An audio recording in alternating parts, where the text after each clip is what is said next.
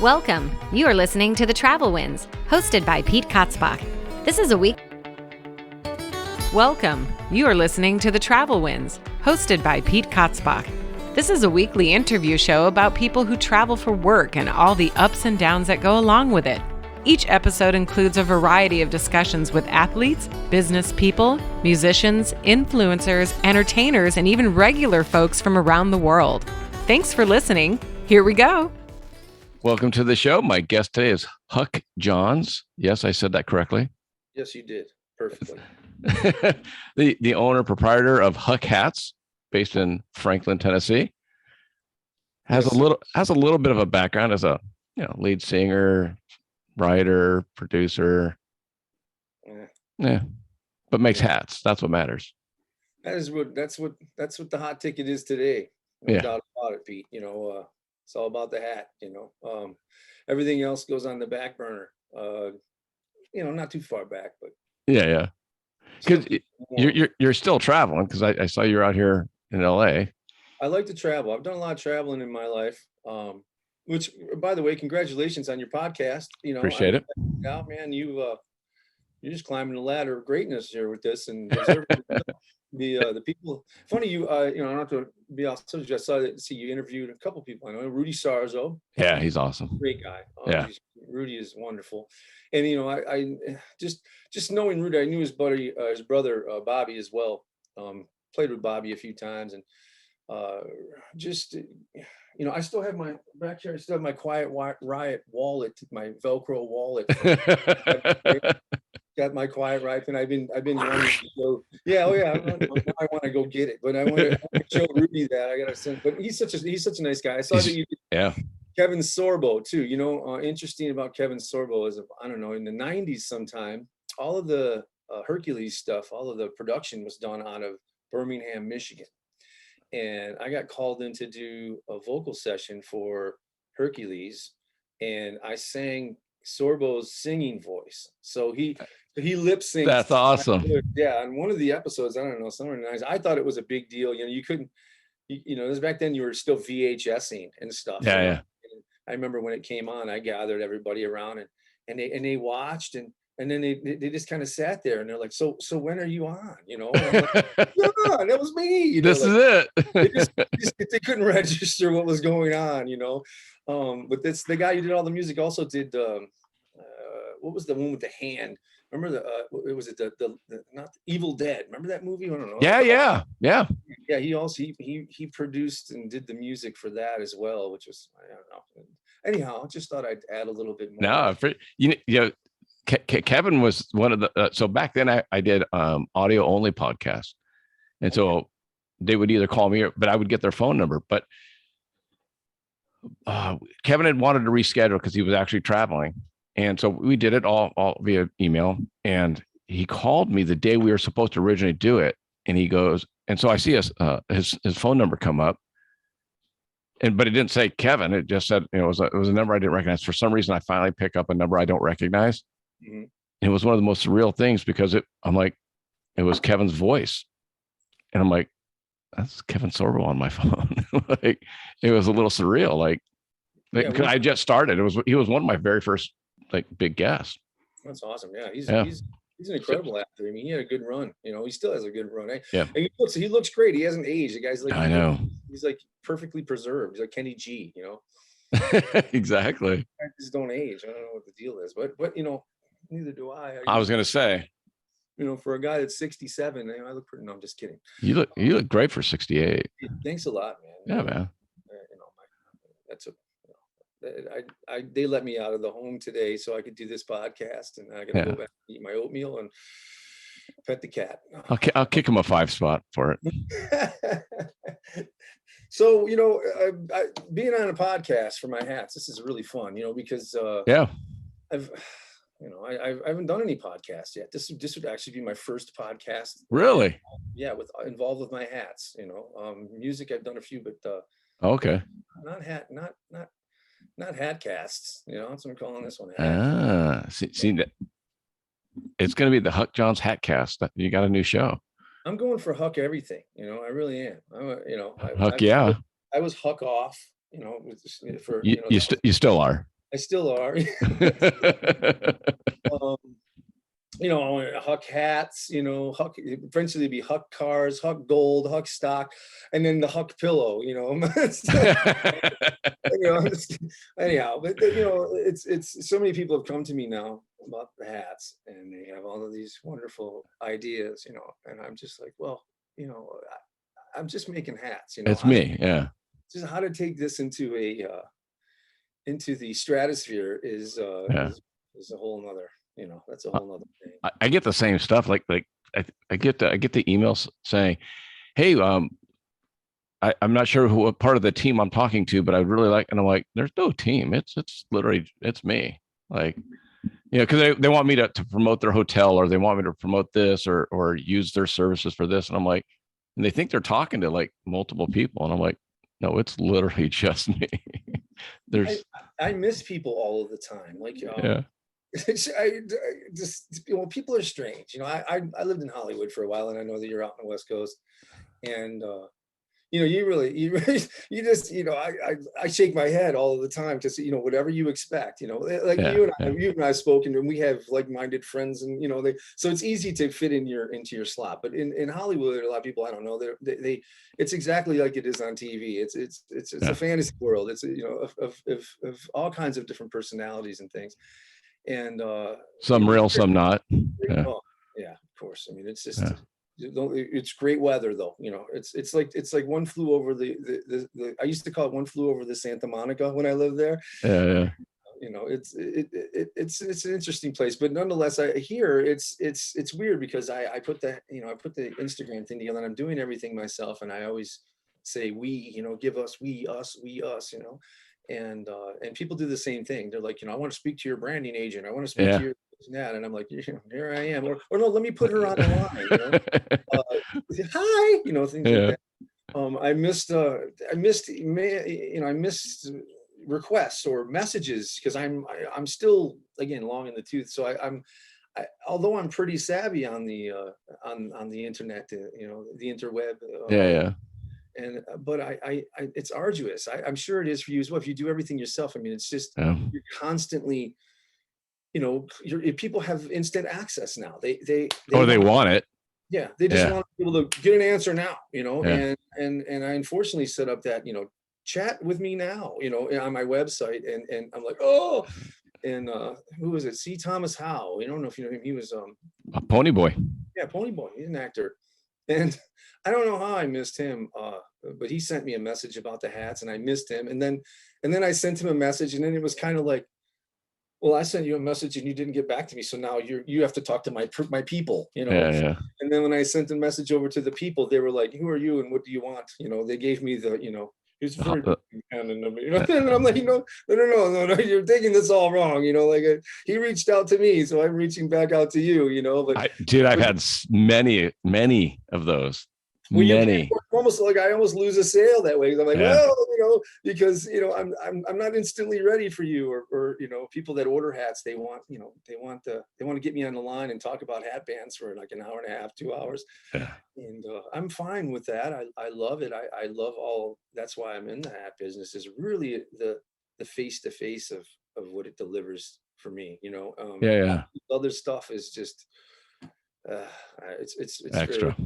Extra. And this is really cool. That's why I guess what reason I'm talking about is because I appreciate this kind of technology, and being able to meet people like yourself and converse with them and broaden the, you know, the spectrum. But man, and back face to face is much better. You know, I agreed. Just like a nice store, you know, with you in the back corner doing your podcast live with hats everywhere, you know, and people getting drunk and having a good time. I don't know. Do you know who got me started on the video? Who was that? Kevin Sorbo's co-actor, Tawny Katang. Oh, geez. There's another one. I never met her. I always wanted to. I had friends that knew her, and of course, you know, I mean, when I was a kid, there was what Heather Thomas, Heather Locklear, Heather Locklear, and that was, well, I don't know. Yeah, the Heathers were rough. The Heathers, you know. And then there was Tawny Katang, because she was the brunette that was, you know. White Snake video. I mean, come on. If you're a living man, you should. I was her last interview. Really? Yeah, 15 days before she passed. That's such a tragedy. I feel so badly for her family and all of her fans, and that was a tough one to bite off. She's a real sweetheart from what I gathered. She was awesome. Podcast, but my condolences to her family and everybody who supports her, as well, all of her fans. That's a tough one. We've lost so many over this last few years. It seems like it's, well, we're getting of that age, Huck. Yeah, I know. I just said that to my wife. I'm like, this person. I'm like, what's going on? I'm like, oh yeah.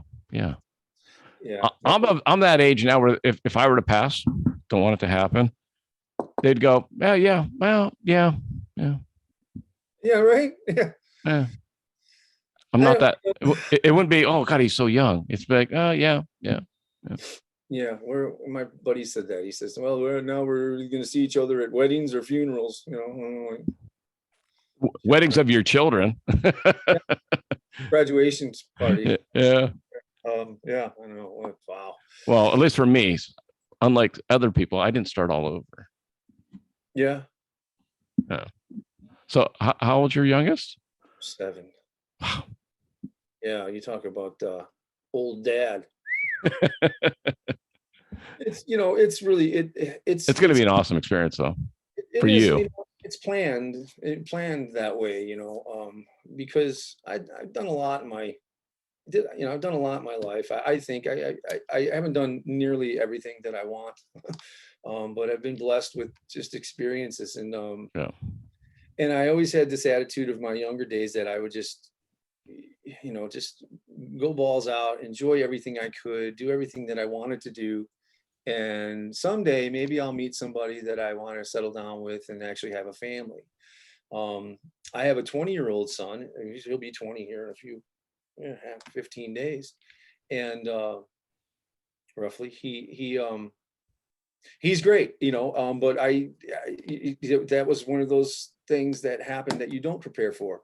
And so coming back around to meeting my wife in Los Angeles and us getting married and having a child, it was nice to have that opportunity and to have that dream that I've always had to have a family unit and family structure that myself, it's nice. And that's part of the reason we moved to Franklin, is because I wanted him to kind of have the life that I had when I was a kid, being able to ride his bike and things up and down the street and have, friends just across the street and, sleepovers and things. And not that couldn't be provided in Los Angeles, but I was doing a lot of the, it depends on what part, bubbling out and driving and, play dates and, stepping over homeless people. And I don't know, I had enough. And that's why we came here. But it's been really great because, here we live adjacent to a farm, and the neighbors are it's just a whole different thing that we're not used to.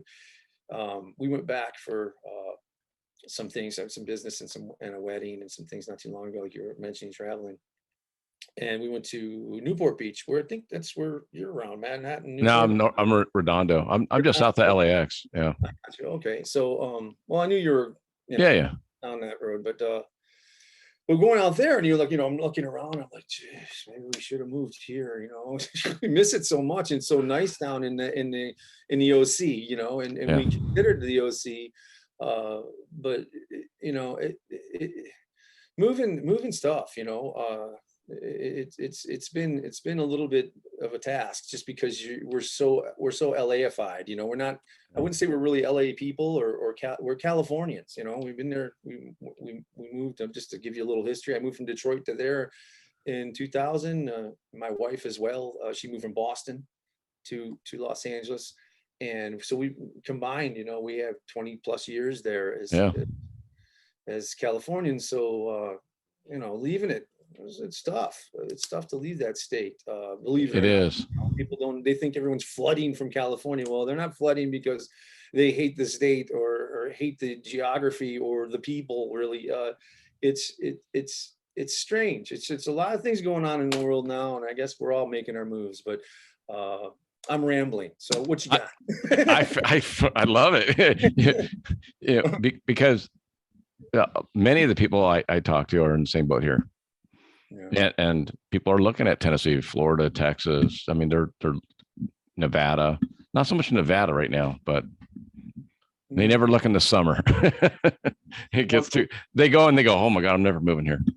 Yeah, we get the 4 seasons here, and it's nice. We were just talking about it this morning. It's getting a little bit, you can smell fall in the air coming. Yeah. You know, we got dry. We had a hard winter last year. I'd say, you know, not a Detroit winter that I'm used to, or a Boston winter. It's but here we got cold, and but you know, again, going back to my son, we got a hill in the backyard here. He's sledding, building snowmen, and you know, enjoying all of these things that we'd have to drive him to Big Bear for all of that stuff, or you know, and things, and we did, and you know, and we miss that, you know, but having it all inclusive kind of is really nice, and I guess I'm rounding about, because if you can tell, I have a tough time with it. I want to stay forever young, you know. I'm a rock and roller. I want to, you know, there's a lot of things that you know, I'm like, I made some responsibility decisions, you know, in order to be in this position, and when you get back around to being my age and having a young son and going through it kind of, and you know, I see all my friends and things that are my age, and they're like, yeah, Joey's 22 now, you know, and I have a 20-year-old son, but you know, they're all doing they're like this, you know, and I'm like, yeah, well, I'm still wiping butts, you know. So I told you, my oldest has her 10-year high school reunion this month. I'm like, excuse me? Yeah. Jeez. Well, you started young then, huh? 26. Yeah, you started. Yeah. Good for you, you know. Well, you can't undo them, you know, so. No, I'm just trying to keep off the walker at graduation. You know? Come in there, all right, boys. You know, what you know would be interesting. Teeth in a glass, or your oldest will go to like your youngest's graduation, and they'll think he's the father, maybe. Yeah, probably. You and, you know what I mean? Shot at you and Grandpa and Dad. You know? Yeah. You know, I'm getting you ready for it. Oh, jeez. Yeah, it's I think of those things, and it's, you know. Yeah. I can't put the picture together just yet, you know. But the Lord blesses me every second. I got to tell you. Heck yeah, buddy. And I that's the way I look at it. I used to worry about the future. I don't worry. Worrying is just praying for the wrong stuff. I just I take one day at a time, thank the Lord for every breath I get, and try to do something good by people every day without insulting them. And making good hats at the same time. Yeah, getting back to the hats. I thank you. I enjoy making the hats. I really do. It's a really strange thing that how it all occurred, and how I end up making last year. It's been a year now almost of me making. Oh, that's cool. And yeah, you know, so I come from the hat background. For any listener that's here for Huck, it's amazing to me how individualized cowboy hats are becoming.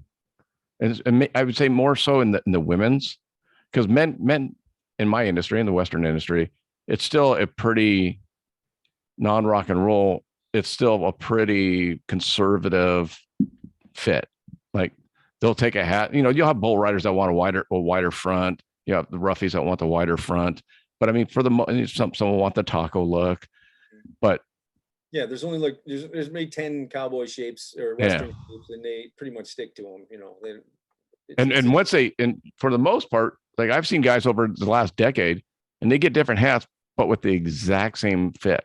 Whereas women, this last NFR, the National Finals Rodeo in Vegas, I saw a lot of women changing the top angles.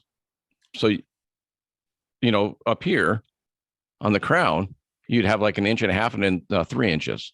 Yeah, from the side to the side. Yeah. To the back.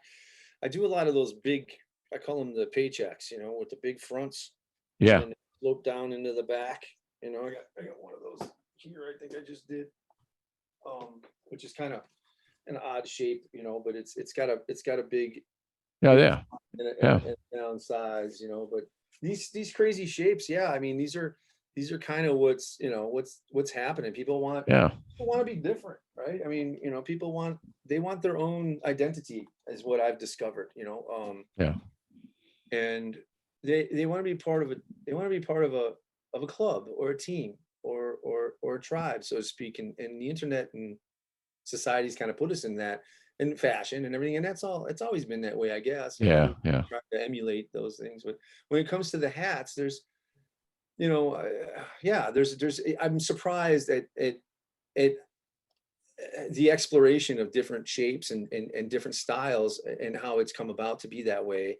I think that people are noticing more. I think you either know that the hat game, I call it, or you don't, like the people that look at the pricing and go, what, are you out of your mind? And the people that go, wow, you're really inexpensive. It's that's a good deal. Yeah. It's not anything in the middle. And I try to let people know, history of the hats and things that, people don't realize that our hats were just basically created to, water your horse.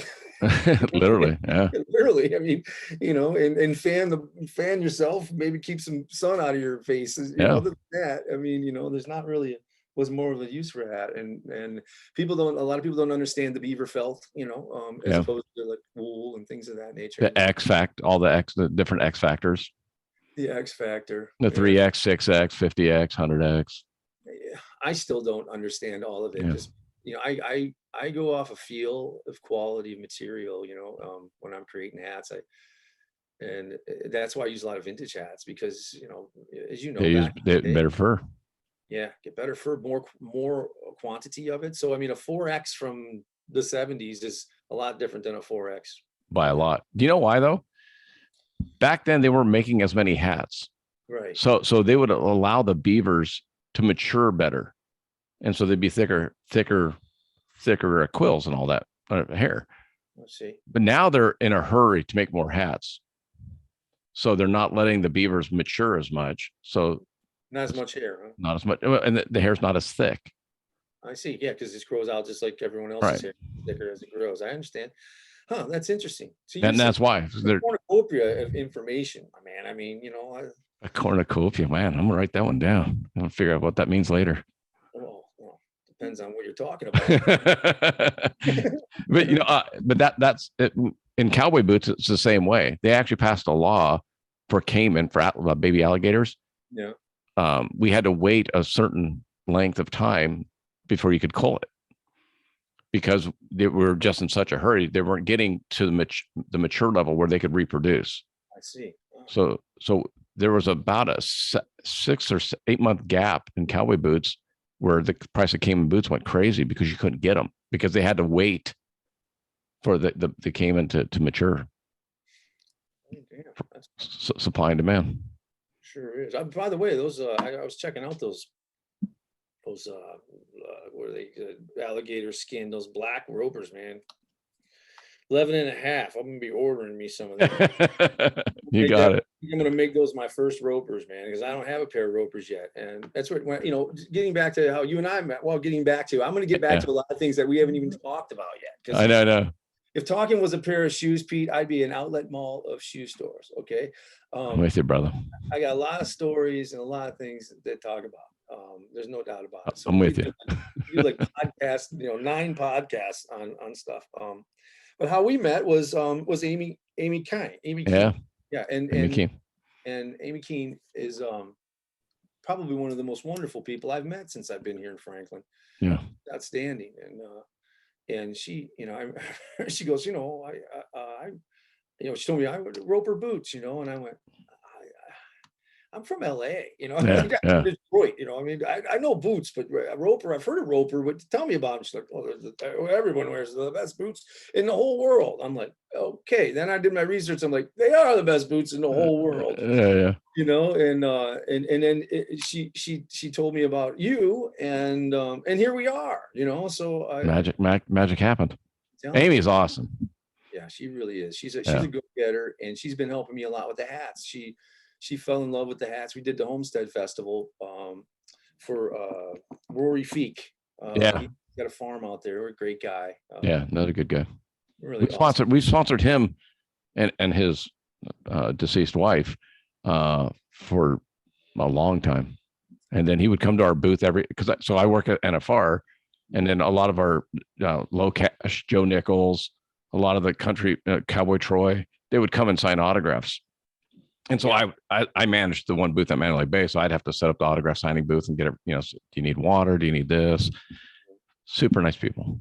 For the most part, I think, I'm trying to think, because I've only been in the Western industry about 12 years, which is a long time, but I've worked in other industries, not so nice of people. And I bet. So I love the industry that, like where you live, like you said, Franklin, the whole Nashville kind of suburb area. A lot of good people there. Thank you. Yes, there is. They're not afraid to extend a hand. I was raised as, if you wanted to help in hand, pull up your sleeve. Well, Detroit. Yeah, and out here, there's a lot. People just come and offer, and you're like, oh, no, thank you, but I can't believe what you're offering. When I met Amy, she reached out to me, and we met, and we had a brief hello and conversation at Homestead. And then not shortly after, she reached out to me, and she's like, hey, I love your hats, and I always have, and I love what you're doing. And and then I said, why don't you help? You're amazing, and you have great ideas, and I don't know what to do. I just keep getting orders, and I keep getting people coming, and I want to see it through. I want it to, like everything in my life that the Lord's blessed me with, I want to give it my 100%. So, and I enjoy it very much. So she's been assisting me a lot. She's been, and that's why I'm here. I'm lucky enough to have you on my show. While I can still get you. Yeah. Well, thanks. I hope that the hats become a Walmart, top sales, or somewhere down the road, or I don't know. I don't know what it's going to end up being, but it's going to be something good. I know that. Yeah. Yeah, I really do. Here's my question. I got a couple of hat questions. Yeah, ask. Go ahead. Do you? That's what I'm here for, right? Do you take, like, if I have a Stetson, would you take that and flatten it out and reshape it to what I want, or do you work for your own raw materials? Both. Okay. Both. I have this. This is I brought, I have all my stuff here. You were ready. Yeah. See, like this right here would be a cape line, and this is what a hat starts out as. Even at Stetson and Resistol, as when they're creating these, they have these big stainless steel cones, and they create this with water and the felt and the blend, and then once they peel this off and throw it over there, and then it goes into the shaping process. So I get these and I shape them myself. I shape them into you got a whole bunch behind you. I got a lot behind, but this one here is this is 100% beaver that I shaped from a felt cape, this hat. And pretty. And I make these, by hand. I don't, a lot of hat makers use blocks. I don't do that. I'll block my hats out with a couple of different methods. My son's soccer balls is one. I'll literally blow them out, and then I will shape them and dry them all in the same process. So that way I can hand shape all of these without having them molded, so to speak. Yeah. On a block. And I think I'll get into blocking someday, but when it comes to the old hats, like this one's an old, I think it was a Resistol. Yeah. And this was like, probably an 80s 7X, and it looked like, it looked like an 80s cowboy hat, and I turned it into this, or turn it into this, I love reconditioning the old hats because, again, I love the quality of the material from the vintage stuff. And, I'll get them from the 40s. I have one here. Oh, well, it's up there on my guitar, but this one's from the 1940s, and I took it, and it looked like it was run over and drugged by the car. And I make it into, I'll put a new band in it, and shape it into something that's really, really there back, it is. And so there you go. There you got that Tim McGraw look now going. See? Oh, he has my look going. That's what I Oh, yeah, I stand corrected. That's right. I used to, I still got it. I just got to find it every once in a while. That's all. It just hides a little better. Yeah, exactly. But I like taking the old hats. I get a lot of those, and then I get a lot of new cape lines. If you ever find that the old boxes, keep them. They're worth more than the hat sometimes. Well, just so you know. I don't. When I get, it depends on the old box. If it's an old box, I guess from pre-80s. Yeah. Oh yeah. I'm talking 40s, 50s, 30s. Yeah. Anything antique. But Stetson boxes are worth typically more than the hats. Yeah. Because they would disintegrate faster than the hats. Yeah, I've thrown out a lot of Stetson boxes. I have to say, not old ones, just ones. The new ones, yeah. The big ones, and they get cumbersome in my storage space because people send, if I order a hat, say from eBay, they'll send the hat. Yeah. And the square ones, don't worry about it. It's the round hats, the old, but they used to put the Stetson fedoras in them, and a lot of times the smaller fedoras, the Frank Sinatra style. Right. They're worth money. No, I'll keep a lookout. Yeah. Good tip. I do. I don't throw much away. I'm kind of hoarded. If it's nostalgic and worth something, I'm keeping it. That's why your move was so tough. It was. It was. They couldn't get the truck in the front of the house here, so let's not get into the moving. I'll start bagging on moving companies now because no, let's not do that. No, we like to travel, and we're all for the moving companies and the people who assist people who travel and move. 100%. So part of your background, and I think it's the Detroit connection was Kid Rock with Rob. Is that how you met him? Did you meet him? Do you know what? My affiliation with him is so it's really unattached. I'll be honest. It's like I run in the same circles, played many shows with him, mostly got really close with his bandmates. Okay. Worked with them a lot. I worked with Kenny Olson a lot, who was the guitarist for him on all of from Devil Without a Cause to Picture, Only God Knows Why, all that stuff. Him and I were really close in Detroit. They would go on tour. Bob and them, they would come back, and then the band wanted to do shows locally in Detroit and do other stuff, other stuff. So I was always involved in that other stuff. We share all the same mutual friends, and I just when it comes to my celebrity affiliations, I stay out of it, man. I wasn't talking to celebrity. I was talking pure Detroit affiliation. Forget the celebrity part, but Detroit. He's a Detroit celebrity. There's a lot of celebrities in Detroit. Yeah. That come from Detroit, and that's one thing about Detroiters. They don't leave much. They'll stay there and own it out, and and make it work right there in Detroit or not. And there's just a tremendous, buckets of talent, of artistic talent, come from that city. That's one of the greatest cities, and one of the most, for an underdog city, it's the best city in America. People are just they have no clue. If you get a chance to go to Detroit and travel there, there's things that you'll see there, architecturally, artistically, musically. You'll fall in love with it. Michigan's a beautiful and wonderful city.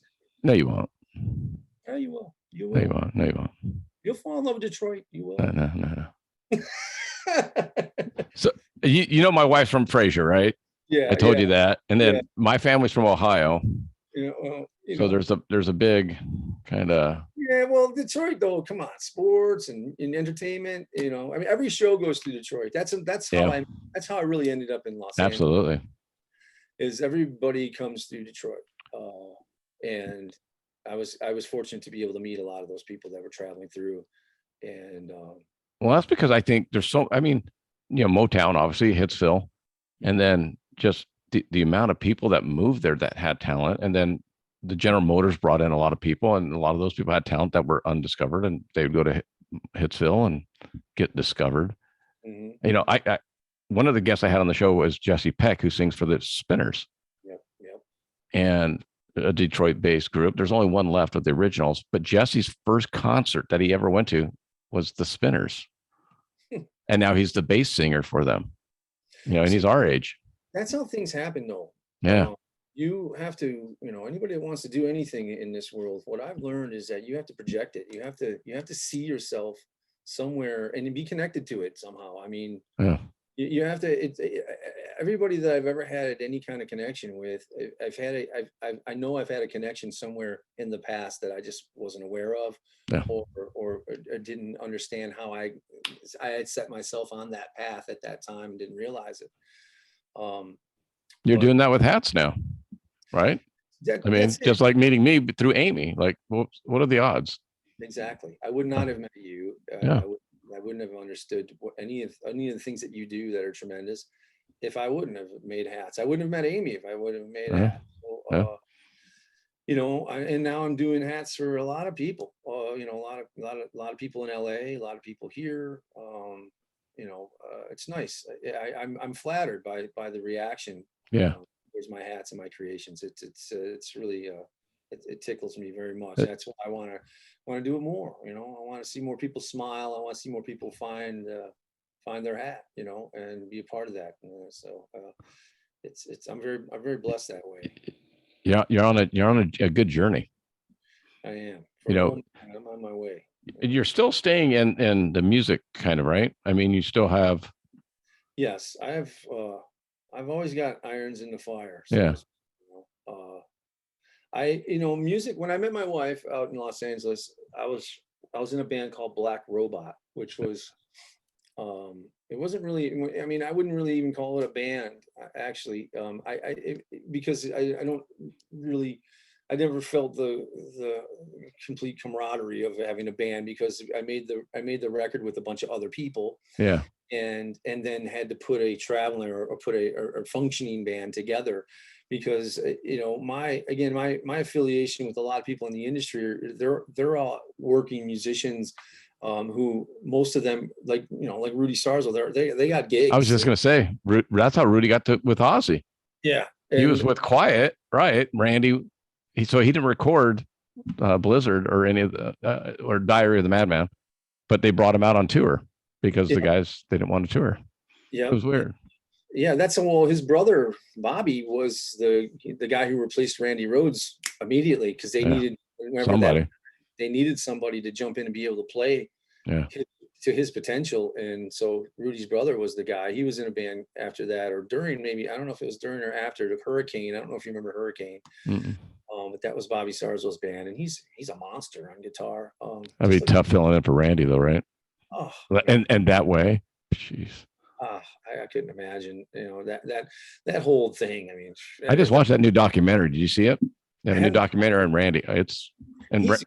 He was awesome, though. I mean, he was a kid. He was mama's boy, and he taught lessons at his parents' own music store in the Valley, and he was like, But I mean, he was a kid when I think he was 25 or 26 when he passed. So good. And I'm like, oh my God, I was a goofball when I was 25, and then I had kids, and then I had to get serious. But don't buzz the tower. You know what I mean? If you're flying with anybody, oh my God. Jeez, don't buzz the tower. Don't hit the bus that you're. Just don't buzz anybody. You know what I mean? Don't get buzzed, and don't buzz when you're flying a plane. It's like, crazy. I don't get in those small planes anymore, just because I think of that stuff and go, I don't know. But I'm getting older too. When you get older, you start, watching, so to speak.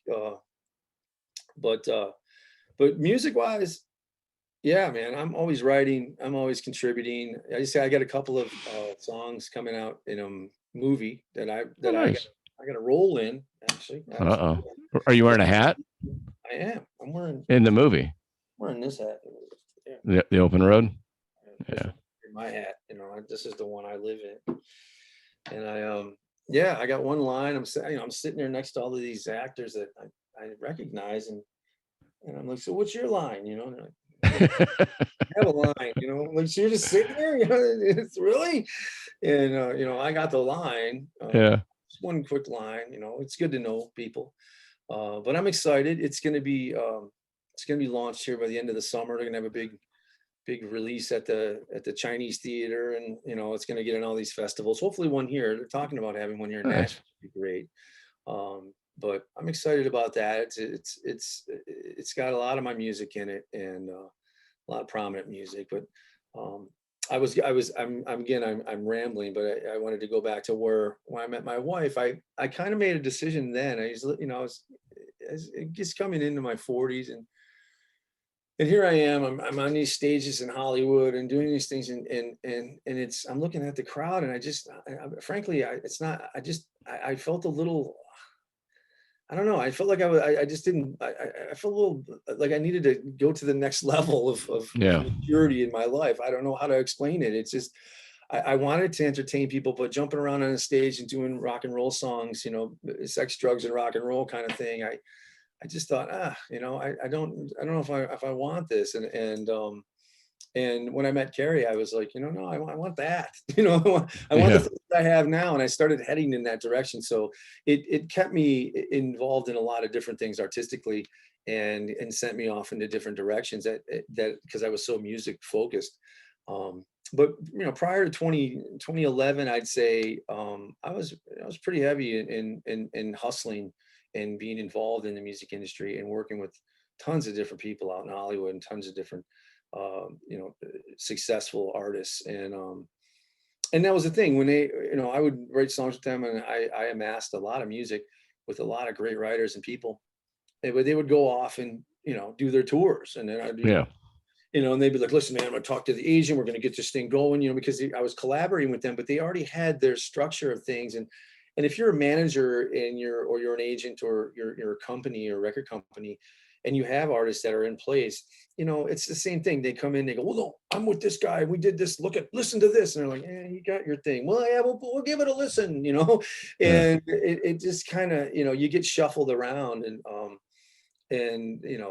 so most of my buddies, are successful rock stars and successful people in the industry, still are doing things from here or there, no matter what facet they're touring, and they're out there doing the work. And here I thought, well, everyone's thought I moved to Nashville to be in the music industry, and I really moved here for the school system. People go, so Huck, everybody out here, really, you're gonna be cooking in Nashville. I'm like, I'm gonna be going to second, third grade.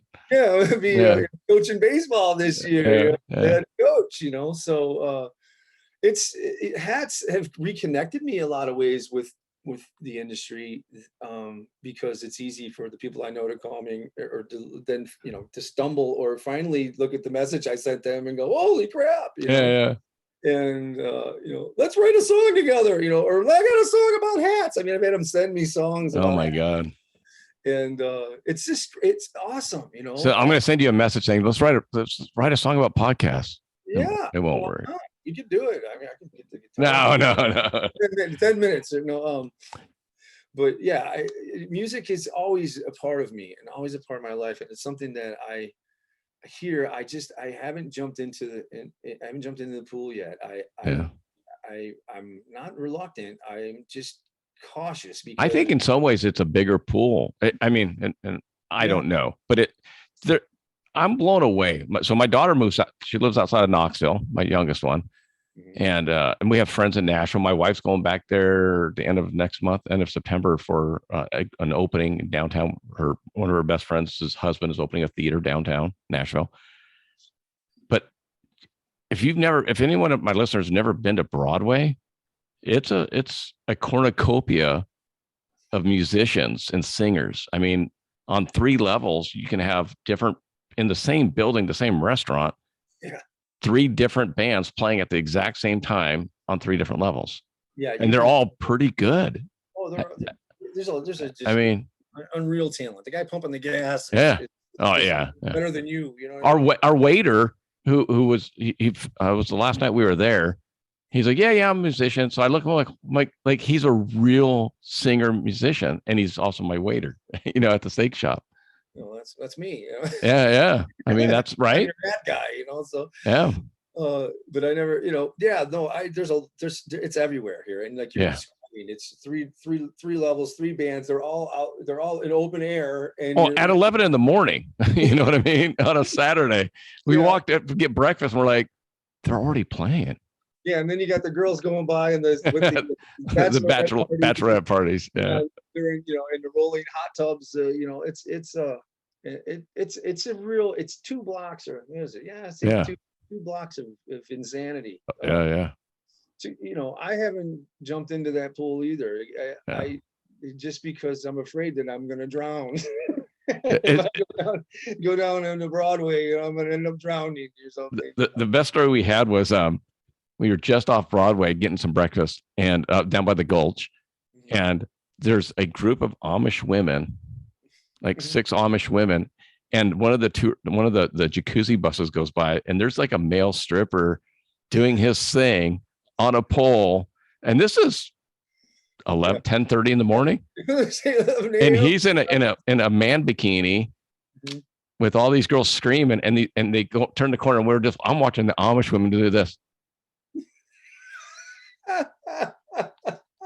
I'm like, how do you explain that? Oh, yeah. So, dear, how was your trip to Nashville? Well, they might have just been figuring out ways how to make doily thongs, Yeah, there you go. And then start selling them off of the back of bread. You see doily thongs, for bread parties, Yeah. But that's Nashville to me. Nashville, I like the old I like old Nashville. I like going into there's a place called what's it called? It's like first base or something. It's like a baseball. It's like 2 trailers, and everyone's still smoking there. They got ashtrays on, and everyone's still smoking and everything. You walk in, it's all smoky. It's like time. It's a throwback, complete. Yeah, because you come into a place and you smell. I'm used to that being, it's Vegas, the Troubadour, the Rainbow. It's places that we, used to be smoky bars. Yeah. Used to, a ton of them, but now everything's, clean. Sanitized. Nashville. And then there's some old places over by the Opry, Palace, just the old.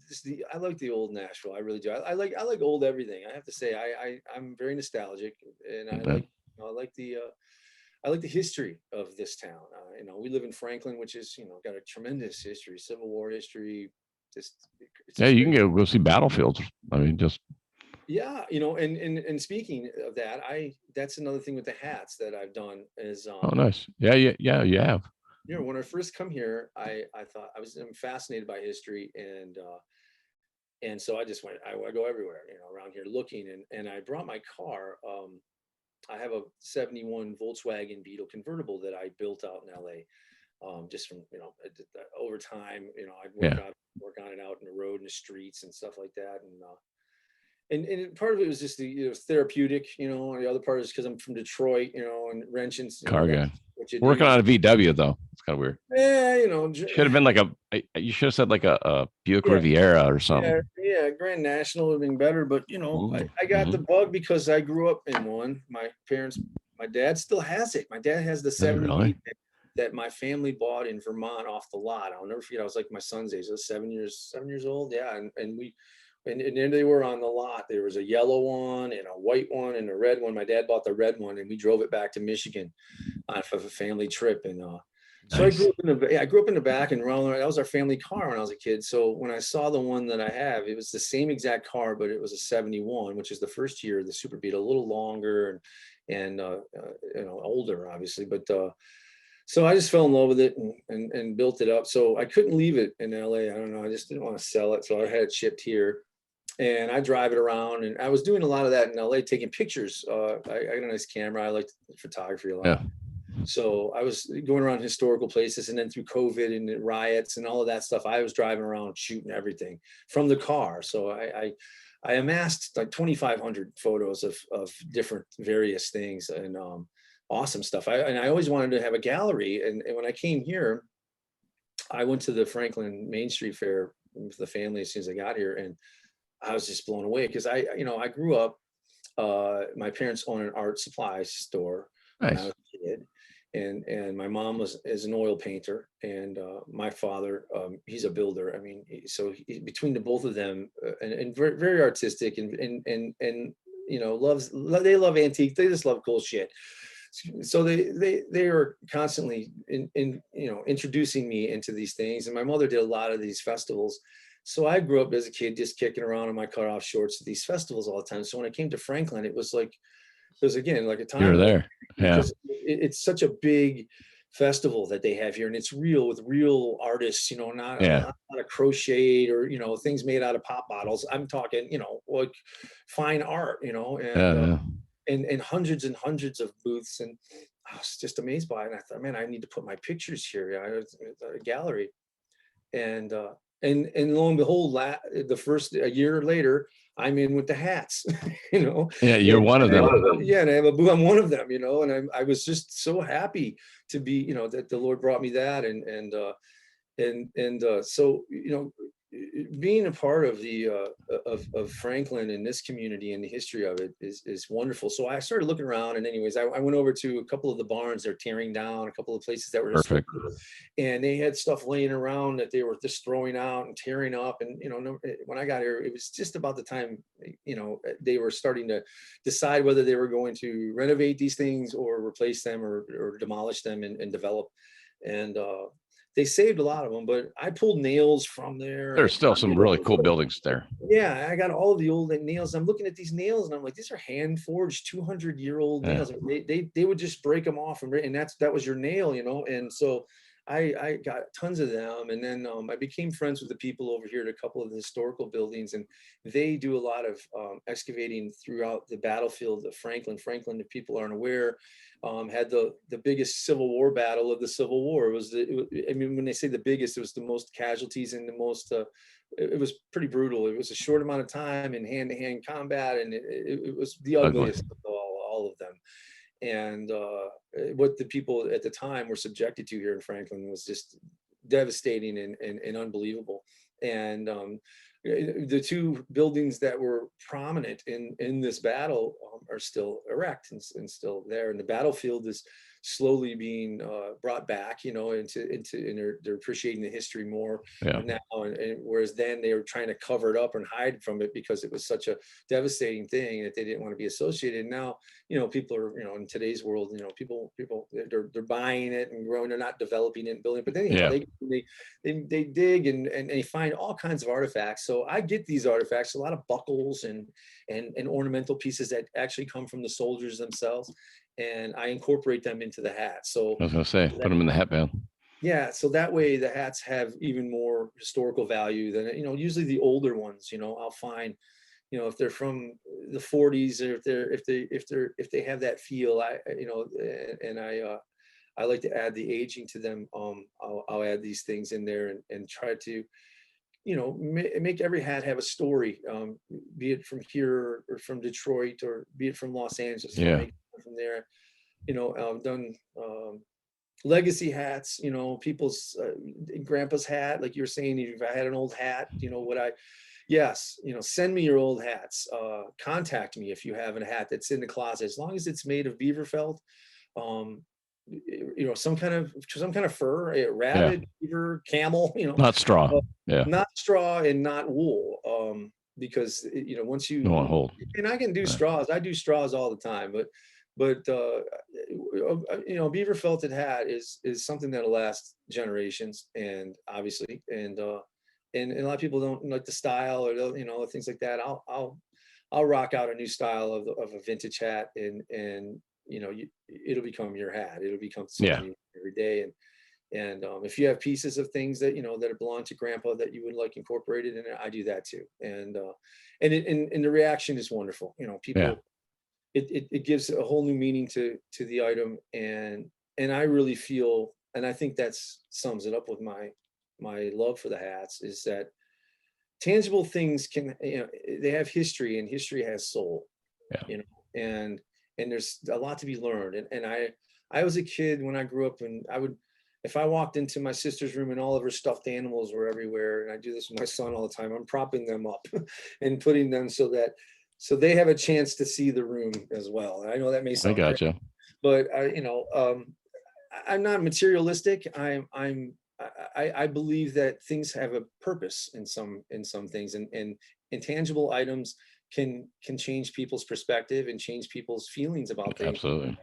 Become very nurturing. And believe it or not, hats are like that, because I've made hats for people that normally wouldn't wear hats. I've made hats for people that I've seen their confidence just skyrocket after putting on the hat. A hat that fits. Yeah, a hat that fits them and a hat that makes them happy. Yeah. You know, and that's the coolest thing, you know, and that's what I guess that's what I'm trying to say is musically and now in this industry and artistically, I'm trying to tie it all together. And Oh, you're not trying. You're doing. Thanks a lot. I appreciate you saying that. Really, I'm. That's the goal is to make it all make sense, you know. And at the end of the day, look back and go, well, I gave it my best swing. And so I have a question for you. I did a little research on you. Okay. When you were here in LA, no, a good one. Did you ever go to where they actually filmed the intro scene for The Rifleman? Do you know where that's at? I don't know where that's at. No, where is that? It's when you come back out, I'll take it. The Rock is still there. And it's a stone's throw from Spawn Ranch. Really? Do you know what Spawn Ranch was? Yeah, but Charles Manson's ranch. Yeah, really. I mean, they did that on Charlie's ranch property. I think. So Spawn owned that ranch, and then where they filmed the opening scene where Trigger comes up and not Trigger, but what was Lone Ranger's horse's name? Silver. Uh-huh. That's right off the 118 freeway, right there. Wow, I know. I thought that when they did the opening scene, you know, with Chuck Connors, and it makes me want to do my hat for every occasion. See, this is my Chuck Connors hat. This is my here, and yeah, that's amazing. I want to see that. I'm surprised I don't know that. I thought you were going to ask me if you've been to the Happy Days house. Like, you know, I have. It's on Cahuenga. You know, the Brady Bunch hats over in the valley too. Yeah, that one. So Chuck Connors, where they filmed The Rifleman and Spawn Ranch, is also right where the Poltergeist house is. Really? The original Poltergeist house. Yeah, I took my wife there. It was one of my wife's favorite movies. So I didn't know that they had the Poltergeist house. Like I knew it was. It's still there. It looks exactly the same. Really? My wife's like, if it ever comes for sale, we're buying it. I'm like, I'm not living in the valley. This house, though, it's a long driveway, right? Yeah. It's. But they moved the headstones, but they didn't move the body. I wouldn't want the pool. You know, that's when we kind of feel around here. I honestly, we have grave sites just right at the end of the corner. I mean, they're everywhere. They're you know, they're right at the end of the corner. Everywhere. Churches and cemeteries. Yeah. I mean, they're just stones and they're from the 1700s and they're just, you know, here they are. And, you know, it's interesting how they've preserved some of them, but you have to think like, maybe they didn't preserve them all.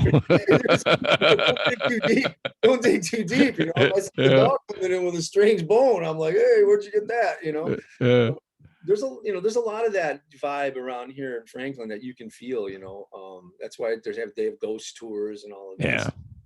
Yeah. But getting back to the Rifleman, you know, I was with you. My dad made me watch. I didn't make me. He watched it, so I watched it, and then I became a fan. See, you're such a good guy, though, and this is what I'm hoping for my son. You see, because, you know, I thought when, you know, being my age, I thought, okay, what's the kid gonna watch whenever, you know, whenever I got him in the house around here? What can I find that's going to, you know? And I watched the episode. I remember watching I don't know which episode it was with Mark and Lucas, and I think it was Lucas saying he was like he was gonna go off somewhere, and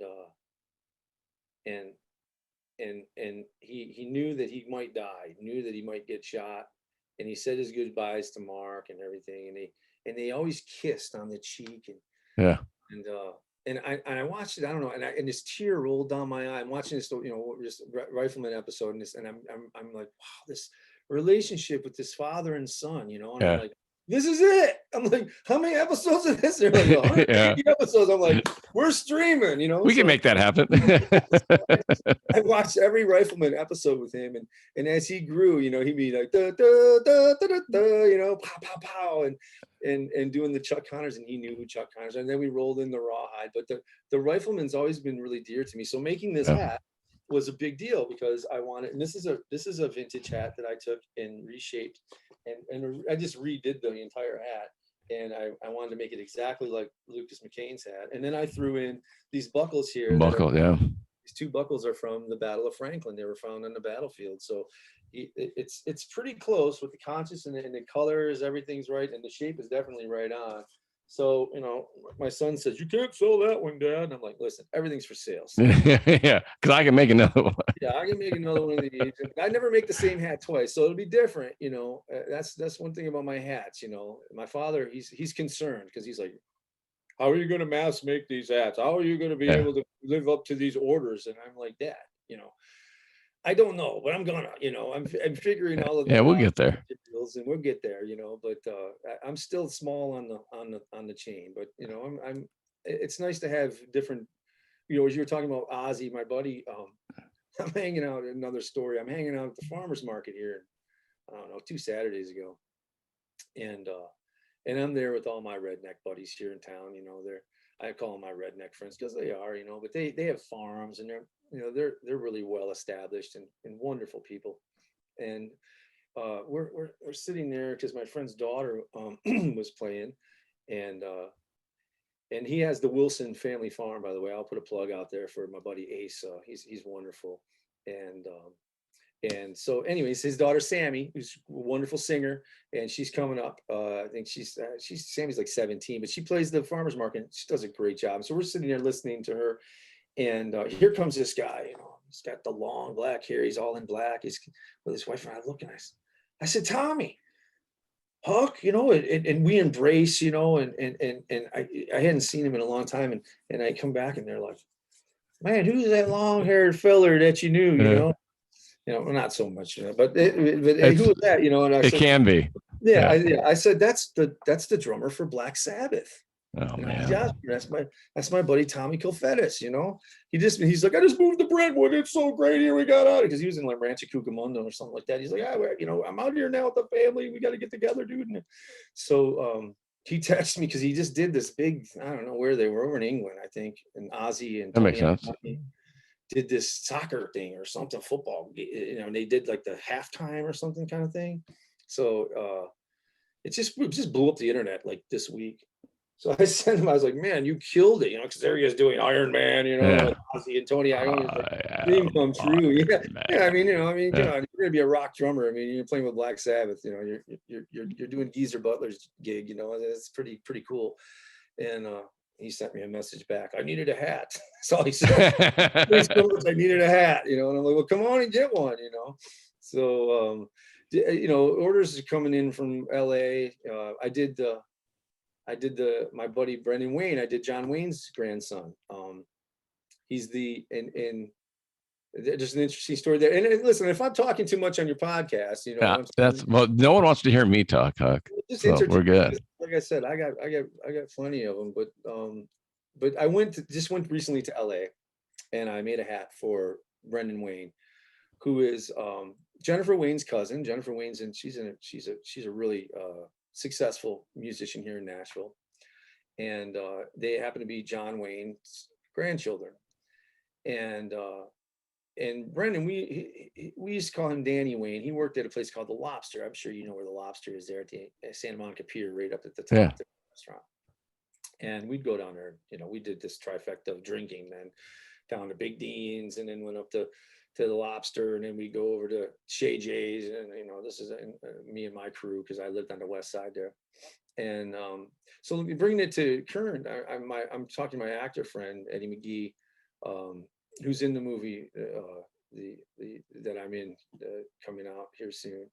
A couple of big actors: Eddie Vincent, Jack McGee, Eddie McGee, Sean McNabb. They wrote it and created this movie anyway. Ballers, it's gonna be good. Hollywood, really good crew. And so I said to him, I said, "You know, have you seen The Mandalorian?" You know, so I watched the first episode. I said, "I'm excited. I'm a Star Wars fan, you know, always have been." And I said, "You've seen The Mandalorian?" And my buddy Eddie goes, "No, I heard it's really good. I haven't seen it yet." And I said, "You know, I watched the opening scene. I said, the guy walks funny. You know, he's got this walk. You know, I can't figure it out. You know, like I don't know if it's like it was compelling to me, because I'm looking at this guy going, I don't know, is it something's up? something's up. Is it cool? Is it because, you know, I was used to seeing Boba Fett, you know, I used to seeing the stoic walk of the stormtroopers. I mean, here's this guy, he's kind of got a little swagger. And I said, wow, you know, and he goes, well, you know, that's Danny Wayne. I said, what do you mean it's Dan? I mean, you mean Danny Wayne from The Lobster? He's like, yeah, he's the Mandalorian. I'm like, you got to be kidding me. And so long story short, it turns out when he got the gig, he was seriously ill. He had sepsis, and he had something going on with his intestines at the time. Right before he was going for the audition, and he got the gig, but there was a lapse between the auditions and whenever they started shooting. And he got sick during that time. So he told his wife, you know, don't tell him, don't say nothing. You know, they're calling and everyone's, how's he doing? How's everything going? You know, we're getting ready. And, you know, well, we're great over here. And the guy's like trying to not die. Yeah. So in the meeting, when I said, how did I said, the walk? And he says, well, my grandfather, he says, first off, when I got the audition, I didn't know what to do. So I went and got an Amazon. I went to Amazon. I got the Boba Fett, the real helmet, like the best one I could get, so I could practice being in the helmet. You know? Yeah. And there's this guy, Pablo, whatever his name is. He's the guy when you know, kind of like the guy when like it's kind of like James Earl Jones as Darth Vader. You know, they ripped the helmet off. They got the face, and they got the voice of this guy. But Brennan and one other guy are the guys in the suits for the entire series. And Brendan does all the guns and the walks and all of the dialogue stuff, and the other guy does all of the stunt jumping and fighting and things like that. And then when they whip the helmet off, they got this actor guy, and then, you know, whenever they do the voice, they got the actor guy too. But he put the helmet on, he learned the thing, and then he said, you know, pretty much, you know, how to corner the gig and kind of, you know, own that gig is he learned his grandfather's walk. And I didn't know the strut. Yeah. Well, his grandfather was 6'4", about 250, I think, right, in size. That's a big boy, yeah. And he had like just over a 9.5 shoe. So his feet were like this. Small. Yeah, if you ever go to Grauman's, you can see him in the cowboy boots. Yeah, they look like little high heels. And yeah. They're cowboy boots and they're tiny. Yeah, tiny.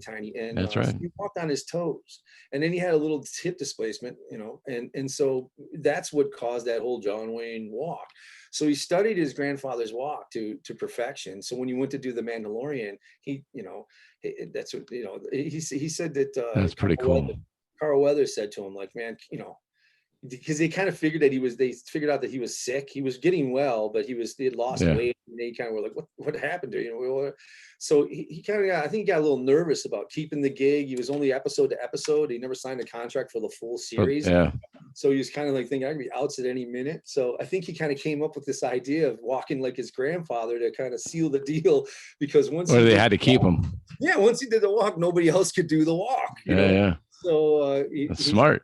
Yeah. Long story short, I made him a hat, and he loved it, and he's like, yeah, they signed me on for season 4 and 5. I got contract now, and they gave him a role in another series, you know. So he's good. Speaking, you know, prominent acting role in that, and but you know, just stuff like that, you know, that the hats have brought around to me again, and I'm making one for Billy Gibbons now. I got Billy Gibbons. He's a nice guy. Yeah, this is going to be Billy's new. Yeah, he came into my booth at NFR, looking at our hat at the Stetson hat bar that we had there. Yeah, super nice guy. Super nice guy. Yeah, his wife put me on the FaceTime with him. She came in, Gilligan came in, and she bought one of my hats, and with a couple of her friends have bought a few of my hats. I'm close with Christine Setzer. She's Brian's ex-wife, and it has 2 daughters with him. Yeah. They were together a long time, and she's really prominent here in the Nashville area, and just a sweetheart. And I met her through a friend in LA. So she was really graceful when I moved here. She introduced me to a lot of people, and sports my hats. Like, okay, you know, as soon as I said, what do you think of this? She's like, oh my God. So that's it. Like, yeah, that was it. I mean, she really went crazy on this stuff and helped me kind of get this thing going, and introduced me to a lot of people. So you need to get in touch with Vince Neal, who lives in your neighborhood. Vince Neal, I don't know. Vince Neal lives in Franklin? At Franklin or Brentwood. Yeah. I just saw him get interviewed with Sammy Hagar, or Sammy Hagar. Sammy is interviewing people. And he interviewed Vince, and Vince's house is there in the Brentwood Franklin area. But then you could do Mick Mars's hat. He's got the stove top. Yeah, he does. He's got, you know, I was thinking of doing rock and roll hats. I'm doing a few rock and rollers now. I'm doing Bryce from what was this? What was the band? He's gonna kill me. Sorry, Bryce. His band's now like X Factor or something like that. I should get it right, but he's touring. But he was in Loud House, or was it not Loud House? Desperate for changing. What is that song? Starving for truth. What was the name of that band? Anyways, I got it. Lifehouse was the name of the band, and it was a really great band. Had a lot of hits in the 90s and in 2000s. And he's a sweetheart of a kid, and yeah, man, I want a hat. Anybody who I've sent my hats to that I've known in LA that I've kind of went, hey, they've yeah, I want a hat, you know, immediately, you know, put it in a custom order. And so it's growing that's pretty awesome, pretty fast out there in, you know, I'm even getting, you know, I even get disgruntled like messages from other hat makers because they're mad that I'm doing so well. We had that in boots, and I won't say the names of the boot company, but I tell you offline, but the owner, the president of the boot company is a complete douchebag. Yeah. I don't. Yeah. He came up to me during a show and just like, and I was with a customer, and he was completely rude. I'm going to sue you. It's a cease and desist letter. And I'm like, well, for one, I don't make the boots. I don't care. But yeah, anyways. I received those messages, and it's flattering to me. Exactly. That's what I'm saying. It's like, well, yeah, okay. I go, hey, thanks a lot. You know, can't wait to you think about my other hats. You know, everyone's got their opinion, and that's fine. You know, musically, I've dealt with all of that, and so I always think that, you know, it's like Kid Rock said, you know, you're not really famous until you get sued. You know, so until somebody comes and starts climbing up your wazoo about what you're doing right, and they're intimidated by it, and they're doing well, I take that as a compliment. Yeah, you know, hoping that Stetson's going to call me and chew me out. You know, they won't. But you know what I'm hoping? I'm hoping that I think someday to be able to collaborate with a hat company, to be able to custom work their materials and co-brand, you know, somehow, somewhere. Yeah. I think that's ultimately the goal with my hats, but you know, in the big picture. Well, what about like and I'm literally just shooting this. I keep looking at the hat behind your left shoulder, and every time I see the feathers on the front, I think of Hank Williams Jr. Yeah. And he did an album cover with the feathers like that. And I don't know why. Back in the mid 80s, I want to say. Stapleton wears a hat like this. I'm doing a lot of these for not so much the shape of the hat, but just the feather, the hat band. That's why I put feathers on this one. Yeah. The shape. This hat's too big for me. It's like a 7 5/8, I think. So it's a little big. I'm making big hats, but see, in the shape of things, it's real old school. Like you know, Johnny Paycheck or like you said, Hank Williams. I'm follically challenged, as you can see. So hats, that's another reason I got into the hat. I'm becoming follically challenged. I'm trying to. You know, I make history hats. You know, like this, so that way I can. And a lot of military guys come and get this shape for me because they'll see this shape and it's unique. They wear these hats still in the field, you know. Yeah. Stand and things like that. So we do a cavalry toe boot, cowboy boot. Really? They had a specific toe. It's not quite a wide square. It's not a snip toe. It's in between, but they designed it so it would get into the stirrups easier. So if they were like on the run, they could get their feet into the stirrups. I do cow. I like those boots. I was looking at your stuff and going, geez, oh Pete, these are the best boots ever made. I mean, no wonder people got mad at you because I mean, you cornered the boot market. Out of my corner. There's a lot of good boot companies. I try to never talk bad about other boot companies. Just this one guy, and it's not the boot company. Yeah, it's that one guy. Man, because they make great boots. But the guy that reached out to me, he makes wonderful hats. I mean, I love his stuff. You know, I don't know these people. I'm not going to get into a pissing contest with people I don't know. I mean, I'm just me. Sit over here doing my hats. I can't help it. I'm me. I can't help it. I make hats, and I can't help it. I do it good, and I can't help it that people are interested in it. It's America. I'm all for capitalism and free market. And I support. That's another thing, though, and I don't want to sound like that's just one incident, but most 99% of the hat people, I mean, have been astounding. They reach out to me. They support me. We support each other. They compliment me. It's been wonderful. I mean, that's what I'm saying. Yeah. I mean, so I just look at that like, well, again, that's a compliment, and never believe them if they tell you that you're great, and never believe them if they tell you that you're not. It's what's in here and what you're doing. It makes a difference in your family. I mean, I never put myself out there before, right? Like you did with your music, and people could go, hey, that song sucked, or that song was awesome. I never did that because I'm in sales and I'm just a regular guy. Now I do the podcast, and so I put it out there in the world. Yeah, I'm getting, dude, the absolute worst response of any episode I did was with Tawny Katane. Wow, she had passed away. Dude, I kept them all up there because I want the people that put them up there. You have to own that now. They were saying things. I mean, just she didn't die soon enough. I hope the worms are getting to her.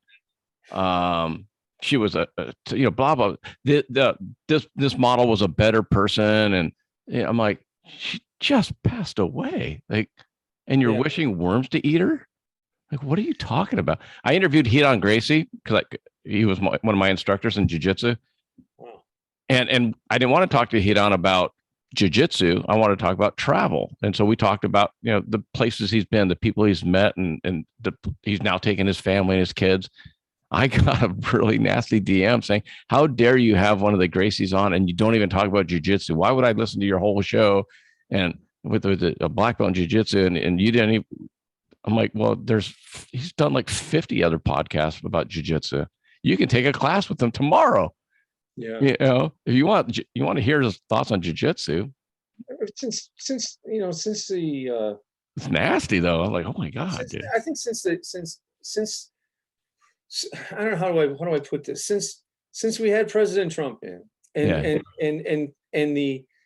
the social media rhetoric was so terrible for any sitting president. I don't care if it's the worst or the best. And the armchair ability of people just to riff off whatever is on the top of their tongue. It's just become too much. I think we should bring back street fighting. I think we should bring back really spanking children, things like that. I'm not beating anyone, not abusing. I'm talking about some real thinking and some real education with people and some real consequences, because it's easy just to tell somebody that they're this or they're that, or because you don't agree with their opinion, but it never used to be that way, as we know, and people just feel like they can say anything, and I guess we're you all can, but there are consequences. People are learning that too. Yeah, and it just it's terrible that happens, and for a while there, honestly, you were at the gap between me and the industry is largely because of that. Sure. I had enough of not negative input, just input period, just people's opinions, and it's entertainment. The job is to entertain you, and if you can't be entertained and you want to take everything to a point to where it's so serious that you have to be connected, it ruins it. You have to know that when you're sitting in the audience at any aspect of what you're seeing is entertainment, whether you're the person delivering the entertainment or the person receiving it. People now, I think, they're too sucked into both sides. The people doing the entertaining, they're believing their own bullshit too much.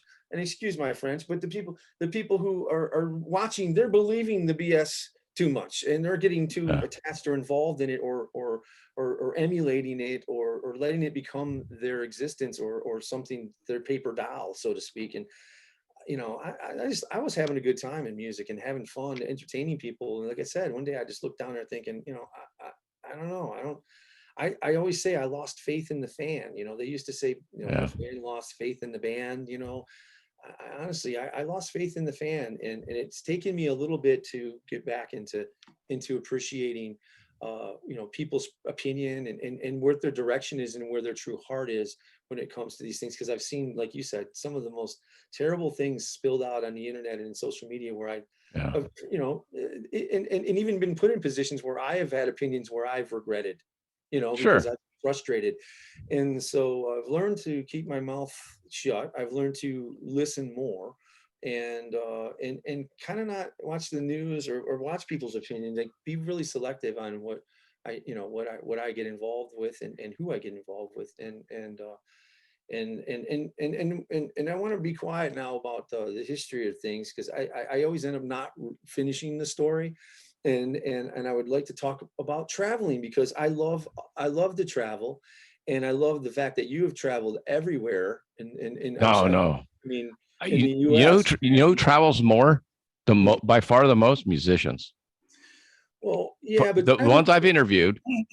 Musicians traveling, though, you see one thing, man. You see the stage, you see the bus or the van, and you see the hotel rooms and the airport. Or the airport, and that's pretty much it. I mean, it becomes like you don't even know where you're at half the time, because you can't really enjoy. I mean, you meet great people, and they really try to, you know, say, hey, look at this, and this is why, you know, this is why we're here, and this is why we're so happy to have you.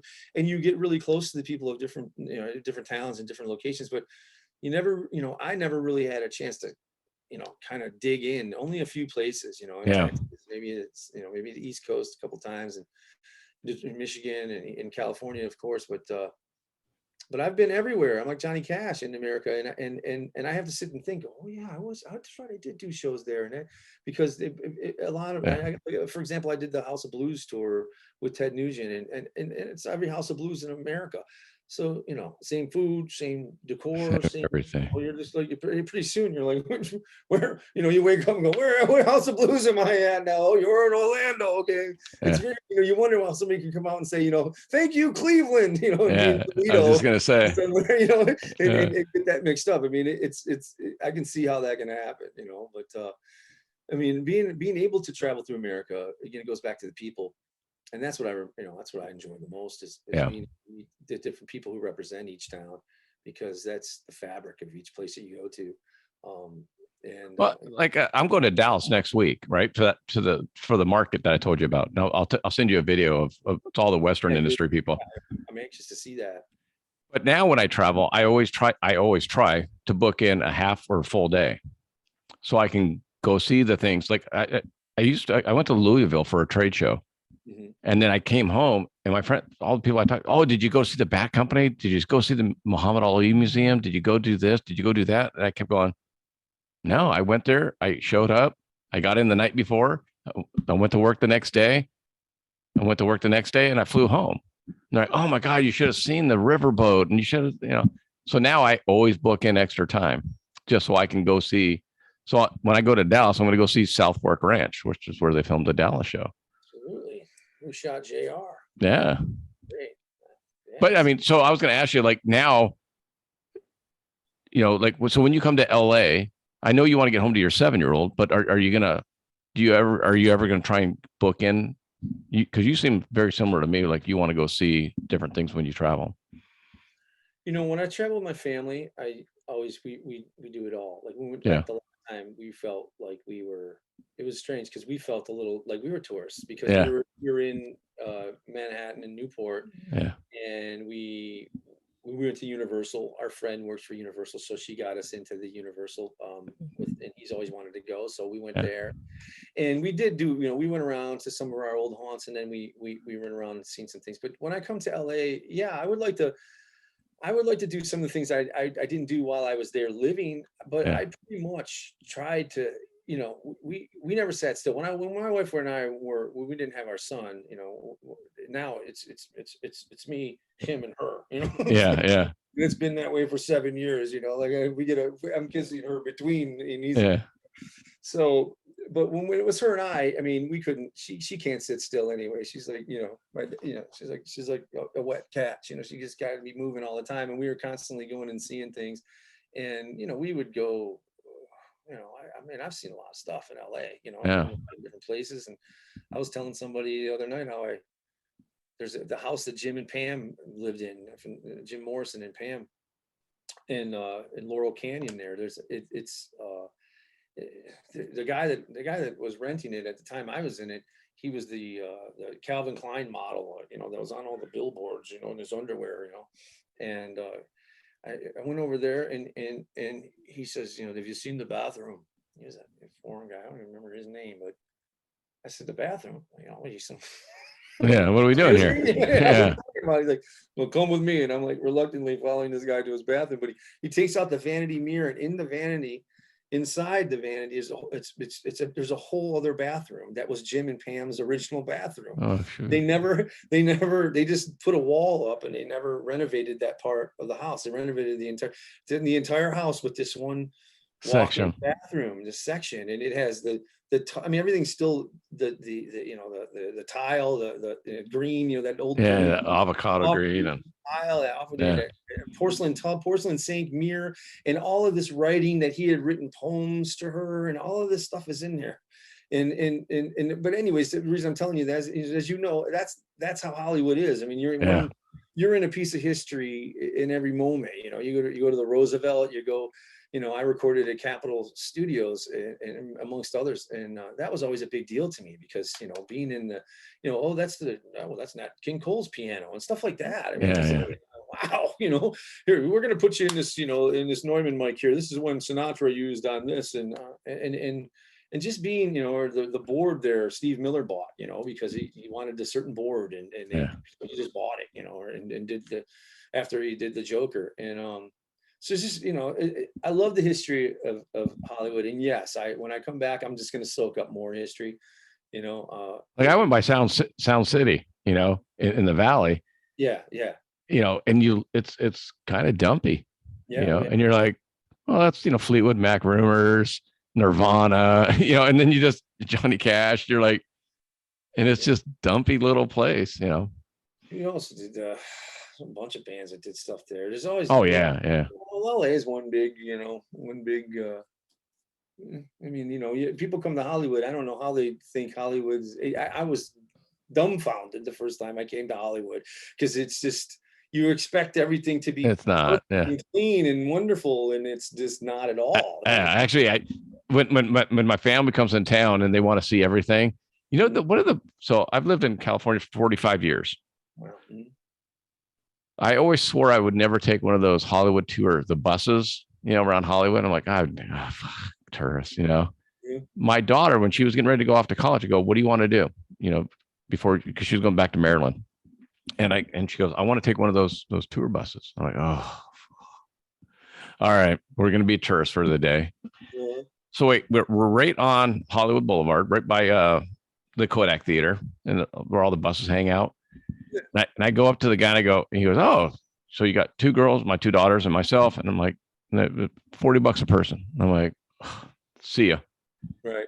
I'm out. I'm not paying $120 for you. No way. He goes, are you guys local? I said, yeah, we're 20 minutes away. I've always swore off these tours. He goes, let's go. So we take the tour. Yeah.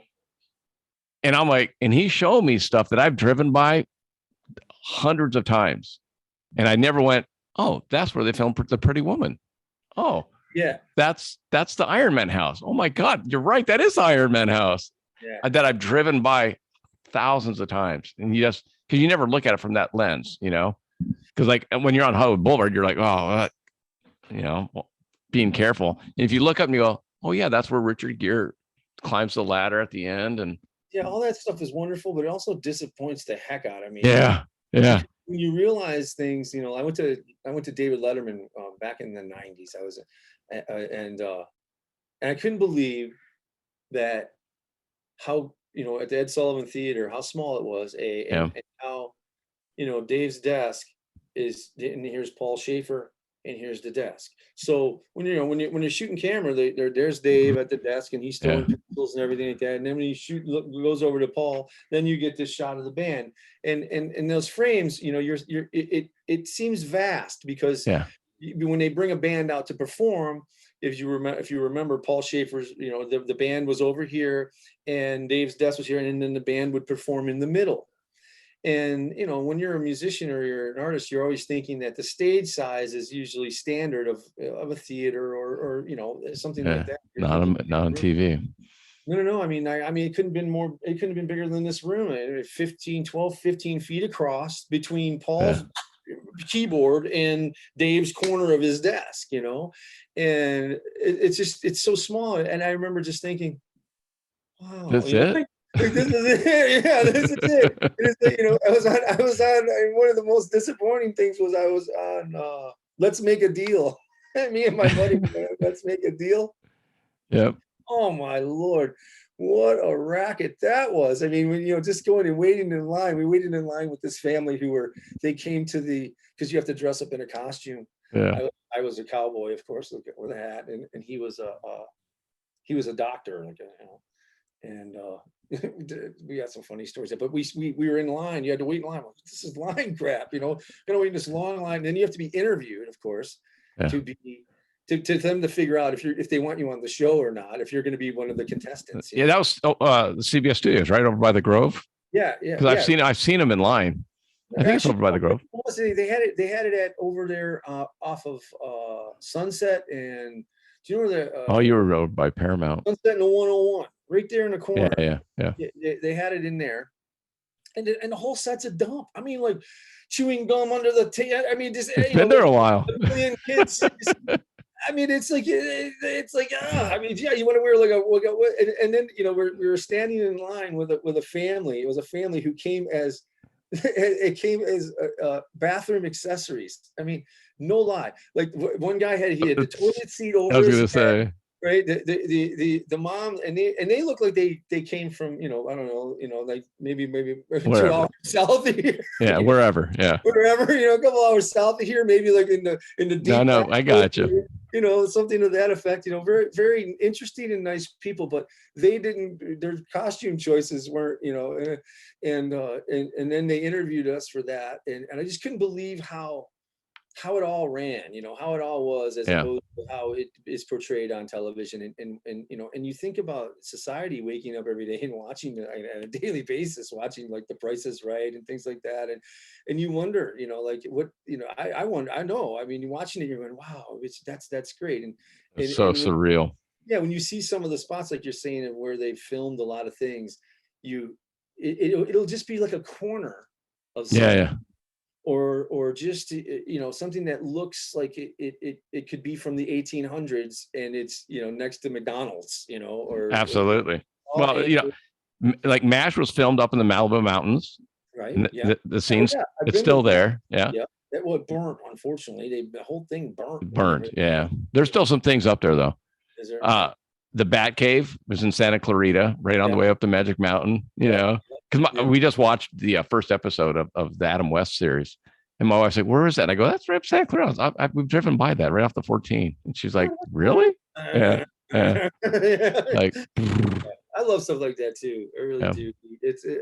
When I find it, I'm always like, wow, you know, And Santa Monica has all that. I mean, the John Lennon and the house that Lennon and McCartney rented.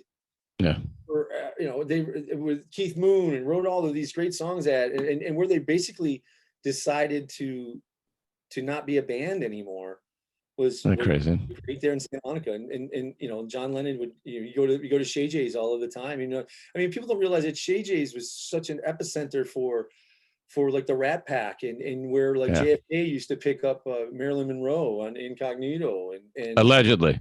And where everybody got their, you know, their fun party favors and you know, where Steve McQueen, you know, would break peanuts, and where, you know, the Apollo astronauts took peanuts from Shay J's up into space and brought them back. And, you know, just so many stories, my point is, Hollywood has, and just like every other town. And that's the cool thing about America. Yeah. Every single town has something or someone or something that is something to be proud of. And if I can say anything profound in this podcast, that's what people need to get back to understanding and remembering, is the importance of their neighbors and the importance of their family and the importance of where they're at now, presently, in the town that they have, and how wonderful their world is, their own world in your own perspective, where your own spot, looking through the glass or looking in the television and seeing things in Hollywood and wishing you're there. It's not, isn't greener. The grass isn't greener. It's where you're at and what you're doing, whether it be making hats or music or podcasts or things. It just, that's what I always try to tell people is live your life. Life is for the living. Go and have fun. Go try, go do. Don't stop. Don't think. Don't talk yourself out of it. Don't let resistance stop you. You want to be the best salesman. You want to sell toothpicks. Sell the best toothpicks, man. Go have fun. Do it with a smile. Appreciate what you have and where you're at. And appreciate this country. No matter what side of the fence you're on, no matter what your political beliefs are, no matter what your stance on this, that, or the other. We all breathe the same air, and we all are in this together. And I hate to say it, we are. That's an old saying, not a new one. It's not used enough, but yeah. And we need to, travel America, travel. And I think that's when people get out of their zone, right? Their comfort zone. When I went up to North Dakota and I flew into Bismarck, and I was flying over to driving over to Dickinson to open up a store. I went down to Rapid City in South Dakota, and I wanted to go see Mount Rushmore. It's a long drive, and it was raining. Thankfully for them, they needed the water. But when I'm driving through South Dakota and North Dakota, and people are waving at you. Yeah. I'm like, I don't know that guy. Yeah. Hey. Yeah. I'm like, you do that at home, you might get shot. Literally in LA, like if you do that on the 110, they were shooting people at the time. Yeah. Literally. So, just to go to a different, and I'm like, man, that's, I went to Port Arthur, Janis Joplin's home, but we opened up a store there. And then I drove into Louisiana. I wanted to try some Cajun food. The lady was like, "You've never had Cajun food?" I'm like, nope. It's the first time. She goes, "I'm gonna set you up." Got me one of everything, things I didn't want to eat. If you've never tried crackling, which is just literally pig fat. Yeah. Literally. I love pig fat. I have to tell it tastes great. I know, but so she's just bringing me out all this food, and the touring was that way. That's people, right? I mean, that's when you sit there, because I'm in LA, and people are. I always tell people they're all, because when I go to rodeos and stuff, they're like, "You're from Los Angeles?" I go, "Yeah, I've been here a long time." Mm-hmm. You don't act like you're from Los Angeles. Well, they don't know how. And I'm like, I go, you got to understand, we have a lot of everything here. We have a lot of jerks. We have a lot of conceited people, a lot of rude people, but we also have a lot of nice people. A lot, there's more people in California than the entire country of Canada. There's 40 million people here, so we have everything. And I always tell people, but when I travel, you get to see, if you take the time, like if I could have just flown into Port Arthur, done my job, and then flown home, I would have flown into Houston.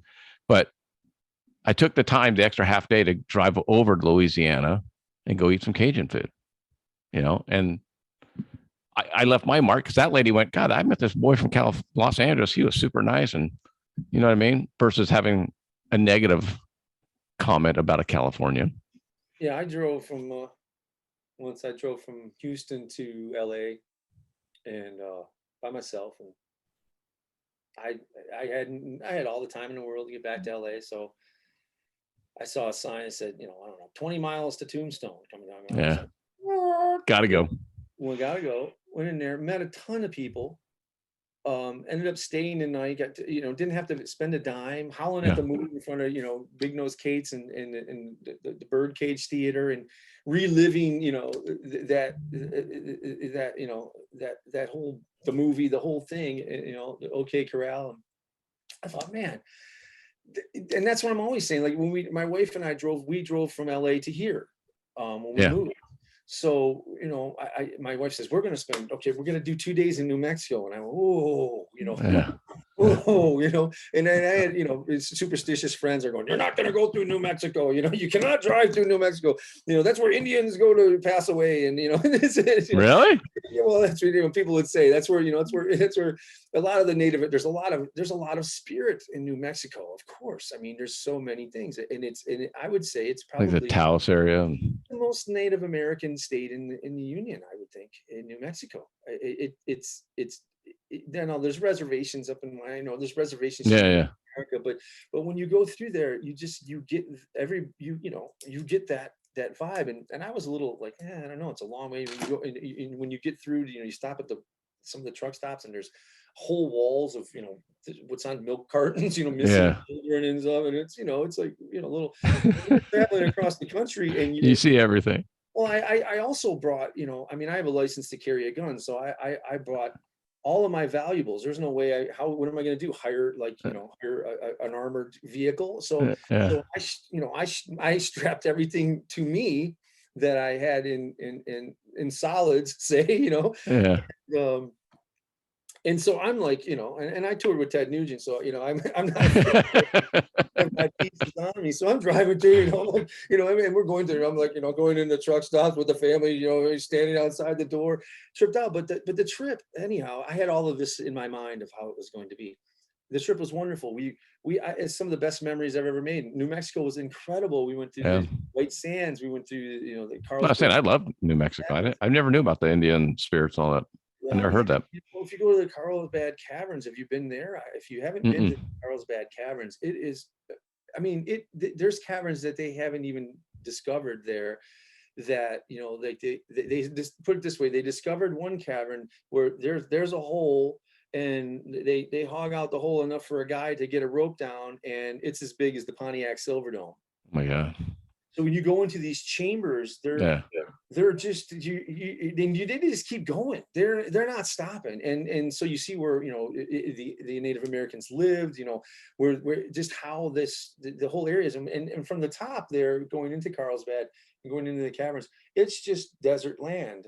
But what's going on under there is just a different world. And you go to White Sands, and it's like being on another planet. You just 360 degrees of just white being on the moon. And just things I've never seen, even coming across that way, even on tour, and jumping into little towns and stopping in little towns, and like you're saying, people that are welcoming, and I find a lot of that here in Tennessee, of course. There's the Loveless Cafe, right? Oh yeah, and then there's we had a her name was Reagan. She doesn't work there anymore because we went back. She was just the sweetest little glove child.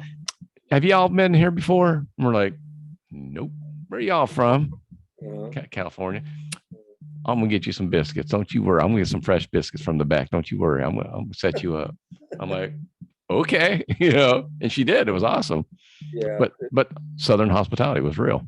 Yeah, it is a real thing. And it's definitely here. There's a lot of Californians here. I see a lot of it moving in a different direction, just because people they don't have that etiquette. They may come here for it, but the driving's different. I have people flipping me off here and stuff. I don't in LA, that's just like every other turn. But here it's like, what? You know what I mean? Like, what are you doing? And that they're not from here doing that. And I'm thinking, you might not want to do that out in Leaper's Fork, or you're going to Kingston, be flipping off out there. Concealed carry is a real thing. Not in California. Hey, I got some boots with some around here, our Rover boots. We came out with the first ever mass production concealed carry cowboy boot. Does it get a slot in the side where you can put your? It's got a holster on the side of it, and on the opposite side, and the holster has a Gore-Tex strap to hold the pistol in, so you can run, jump, whatever. Right. The other side has the a holder for your magazine. That's genius, man. I know. I gotta check those out, because I might have to get me a pair of them. Yeah. I don't carry much around here, unless I'm going somewhere where I think I might need it. But it's I don't, in California.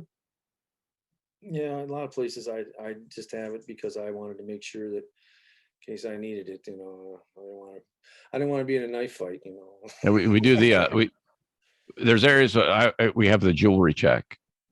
That's what my wife calls it. Yeah. You know, because I'm like, hey, we're gonna go here. She goes, should I wear the should I wear the wedding ring or not? Yeah. Oh, that's my dog going crazy with this. That's a dog going, listen, you've been talking to this guy long enough, is what the dog is saying, Pete. He's like, we could go on another 3 hours. I know, right? I'm gonna let you get back to making some hats, making some money for the family. Got a lot of hats going out. I got a lot of custom orders. If anybody wants a hat, please look on my website. What's the website? How do people get a hold of you? Well, I'm easy to get a hold of. I'm here in Franklin. Don't use the chat unless you're C. Thomas Howell. I'm gonna remember that story. So I hope if he does watch this, I love the guy. I'm sorry I missed your message, and I'm really bummed about it. I'd love to make you a hat. You're cool. Don't feel bad. He didn't get back to me about being on the show, on my show. So he should get back to you. I mean, I'll put in a word if I get a hold of him. There you go. And there's plenty around here. I'm going to certainly be letting people know about this podcast. Let's get back to Huck Hats. How do people get a hold of you? They go to huckhats.com. It's that simple. Huckhats.com. That's it. And you can custom order any hat that you like there. If you see any hat that you think is cool, I can recreate it for you, no problem. If you have a certain dream hat that you like, I can make it. If you like something off of television that you've always wanted, I can make it. Let's make your hat. If you have I would love to be your hat guy. That's all I can say. Anybody out there, I really love to have a shot at putting a Huck hat on your head, and that's my goal. To get them on every head. They're all individually created and they're never duplicated, so you won't see your hat out there on somebody else. Yeah. But you'll definitely recognize that it's a Huck hat, and get them while they're hot. I gotta tell you, the 7-year-old needs to eat. Come on. That's right. I don't have, I give you my phone number on here, but I'm sure I'd have, no. I'm getting lots of calls from people you don't want them from. Days and people I don't want to hear from. But I'm here for you. You can reach me also via email at huck@huckhats. And again, I'm easy to find. And I really thank you, Pete, for having me on your. Oh man, it's awesome. And I'm sorry I didn't get all of the stories that I have musically and travel wise, but maybe we'll do another one down the road. I was going to say, we'll definitely, when you get to your mass production level or something to that effect, we'll definitely have to do another show. Be an honor. I'm certainly blessed by meeting you and befriending you. Oh man. And I wish you the best in everything in your life and especially, interviewing others in this podcast and getting the word Appreciate out. that. And, I really appreciate you having me on. It's been a pleasure. You come to Franklin, I got you, man. Whatever you need. If you want a hat, just let me know. I'll make one for you. No problem. I'm going to talk to you offline because I have a hard time with hats. I told you that before when we talked, because Stetson hats are round and I have an oval head. So the resistol hat shape is better for me because the Stetsons dig in. I mean, like dig in. And I've had hat guys fix them, but I don't know. I can size. I mean, I'm lucky. I don't know. I make them for people I don't even meet, and they go, "What?" I mean, and if it doesn't fit, then I feel really, I gotta make it fit. So, I think I've got one hat that I'm still unsure of. A guy says, "Oh no, it's a little tight." My wife loves it. I love it, but I haven't really seen him in it, and so I'm going to be reaching out to him here shortly and say, "Okay, you want a new hat?" A lot of people have big heads, I mean, these pumpkin head people, they size 8s and, it's like size 8 hat. They don't realize that's really hard to come by. People don't realize anything over 7 3/8, man. It's tough. I'm 7 3/8. Craig Shoemaker, the comedian I had on, I got him a straw Stetson. He goes, "I've never had a cowboy hat." And I go, "Why?" He goes, "I have an 8." Yeah. And I'm like, Gibbons' hat is an 8 that I made because he wears a hat over a hat. Oh, I was going to say, because he wears that little do-rag type thing on or whatever. Yeah. But the custom orders come in and they're always big sizes, because they're so it's always I get it done. It's a struggle, but I get it done, and it's funny because it's just like everything else. I get the hat done and I'm nervous as a long-tailed cat in a room full of rocking chairs till I see it on the person's head, and then they, I'm like, okay. I'm over the finish line with that one. So the Lord continues to bless us all. So and your hat prices are not that high, just so you know. They're really not. Thanks. They're really not. I know I should. People keep telling me that have my hats, or people that are in the industry, they're like, "Wow, you need to raise your prices." And I'm like, I know I want to get a lot of Huck hats out there. I want people to be happy. I want them to go to people that are, you know, people, $500 for a hat, you know, $500 for anything is a lot of investment. I understand that, but you know, for the investment that I put into, for the materials and the time, I'm not making a killing on these hats at all. I'm making enough to reinvest in the company and get more hats on people's heads. Yeah. And that's my goal. And you know, I'm just happy for that. I really am, because the brand is it's catching on, and I'm very fortunate. I hope that it continues. And again, I'm just looking to be your hat guy. I cut people a lot of deals. If you're financially strapped, or if you need a hat and you just, you know, you're one of them people that I've always wanted and wished for, you know, I'm the guy that'll make it happen for you, because you know, again, it's all about people. It's all about people. The whole world, you know, love and life, man. It's all about the people, and let's all stick together and support each other the way that we have, and it'll all work itself out. And, I would tell you too. I was going to say, just because I drive, I walk around in my I have my buckle, and I got my cowboy boots and all that. And most people don't realize, like, oh, you know, those alligator boots, what do those run you? You know, $900. And they're like, excuse me? Right. I'm like, yeah, they're $900. Yeah. You know, how much is that buckle? I'm like, well, it's silver with brass and gold and actual stones, so it's, you know, it's a couple $1,000. Cowhide is not cheap, you know, at all. This hat was made from I think it was like a 9X Stetson from the 70s.